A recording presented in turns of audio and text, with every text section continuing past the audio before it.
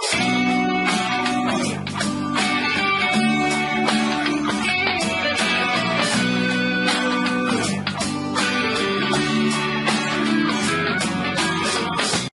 Everyone, welcome to Adal coaching. This is Krishnakant Singh Bundela. Econometrics के हिंदी के part 4B में आप लोगों का स्वागत है, जिसमें हम प्रोबेबिलिटी कर रहे थे। आज हम डिग्रेशन यानी कि समेशन नोटेशन करने वाले हैं। समेशन का ये जो साइन है सिग्मा की तरह, इसमें क्या क्या होता है, इसकी क्या क्या प्रॉपर्टीज है, वो सारे हमको पता होना चाहिए ताकि इकोनोमेट्रिक्स में हम इसका अच्छे से इस्तेमाल कर सकें। इसके पहले मैंने जो प्रोबेबिलिटीज कराई हैं वो भी आप देख लीजिएगा, क्योंकि ये एपिसोडिकली चल रही है तो चीजें आपको क्लियरली समझ में आएंगी। समेशन नोटेशन, अगर x1 से लेकर x15 तक हमको प्लस करना है तो उसके लिए एक समेशन का साइन लगाया जाता है, जिसमें हम x को i से डिनोट कर देते हैं, यानी xi लिख देते हैं और i बोल देते हैं हम 1 से लेकर 15 तक है।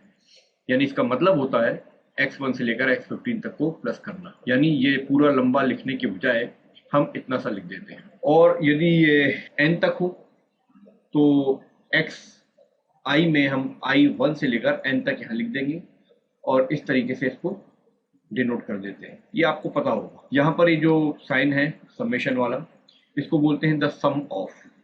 यहाँ पर जो i है इसको बोलते हैं इंडेक्स ऑफ समेशन। जो 1 है इसको बोलेंगे हम लोअर लिमिट और n जो है इसको बोलेंगे हम अपर लिमिट। तो ये पूरा इक्वेशन हमारा कहलाएगा the sum of the terms xi from I equals 1 to n। Clear? ये जनरल नॉलेज है, हमको अभी तक पता होगा। तो इसके कुछ रूल्स हैं समेशन ऑपरेशन के। पहला है कि अगर n वैल्यूज हैं x1 से लेकर xn तक, तो उसका सम निकालने का फॉर्मूला सिंपल सा है जो अभी तक हमने किया। x1 से लेकर xn को प्लस करना है तो हम इस तरीके से उसको डिनोट कर देते हैं। सेकेंड है, अगर एक कांस्टेंट है और उसका हम इंटू कर देते हैं xi में, तो ये जो a है ये बाहर निकल आता है और xi का समेशन हो जाता है। क्योंकि a कांस्टेंट है इसलिए ये बाहर आ जाता है। ये रूल आप याद रखिएगा क्योंकि इकोनोमेट्रिक्स में बहुत काम आएगा। अगर a कांस्टेंट है तो एक और रूल है, कांस्टेंट का जब हम सम करते हैं कितनी बार, i इक्वल टू 1 से लेकर n तक। अब यहाँ पर i क्यों नहीं लिखा है a के साथ, क्योंकि a ही है। i1 भी a है, in भी a है, तो सारे a हैं तो i लिखने की जरूरत नहीं है। कहने का मतलब यह है कि n टाइम्स a को प्लस करना है तो ये n a हो जाएगा। ये याद रखिएगा कि किसी भी कांस्टेंट को जब हम सम करते हैं जहां पर वैल्यूज i की 1 से लेकर n तक हैं तो वो n a ही आता है।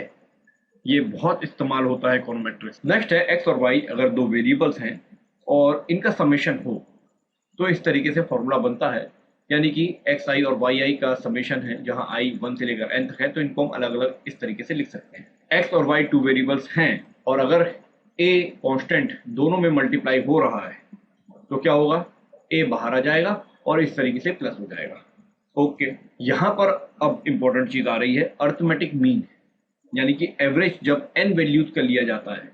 n वैल्यूज किसकी, x की, तो x बार को हम क्या बोलते हैं, मीन, यानी कि अर्थमेटिक मीन। तो इसका फॉर्मूला बनता है, हम सम किसका करेंगे, xi का, जहां पर xi क्या है 1 से लेकर n तक है, और डिवाइड करेंगे n से।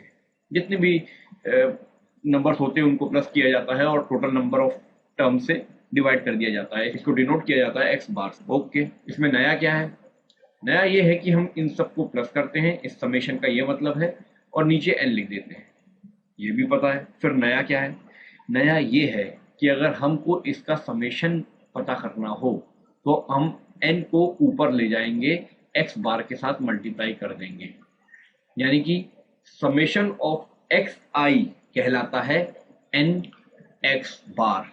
ये इकोनोमेट्रिक्स में बहुत इस्तेमाल होता है और ये मैंने यूज भी किया है जब मैं आपको पैरामीटर्स यानी बीटा 1 और बीटा 2 का डेरिवेशन करा रहा था। कई बार मैंने इसका जिक्र उसमें किया है। तो अभी आप लोगों को ये समझ में आ गया कि कैसे ये n x बार हो जाता है। अब इस अर्थमेटिक मीन यानी कि x बार की कुछ और भी प्रॉपर्टी है कि अगर इसको माइनस किया जाए xi से तो इस तरीके से इक्वेशन बनता है, यानी दोनों को अलग अलग कर लेंगे जैसे प्लस में अलग अलग किया था। ओके, अब यहां पर ये जो समेशन x बार है, x बार क्या है, x बार मीन है। एवरेज है और एवरेज या मीन पता होता है, यानी कि कांस्टेंट होता है, इसकी कोई वैल्यू होती है। एक्स आई की कोई वैल्यू हम नहीं बता सकते परफेक्टली, लेकिन एक्स बार की वैल्यू होती है। और किसी भी कांस्टेंट को जब हम समेशन में लगाते हैं तो क्या होता है, एन एक्स बार आ जाता है।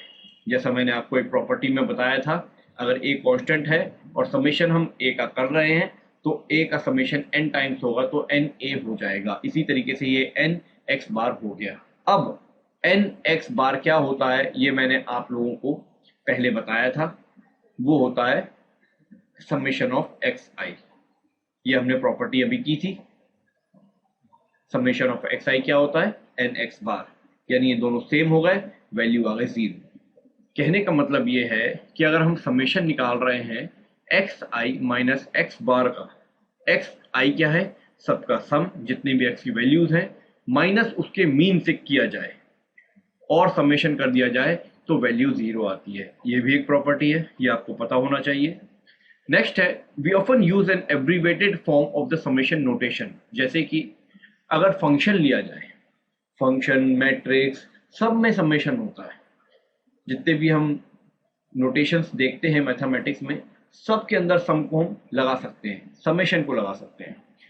जैसे कि हम फंक्शन हम ले लें अगर एक्स आई का, अब फंक्शन कुछ भी हो सकता है, प्लस माइनस इंटू डिवाइड, जब हम दो वेरिएबल्स लें, और इसमें भी, तो इसमें फंक्शन का मतलब हो गया है फंक्शन x1 का, x2 का, x3 का, अप टू xn का, सबको प्लस करना।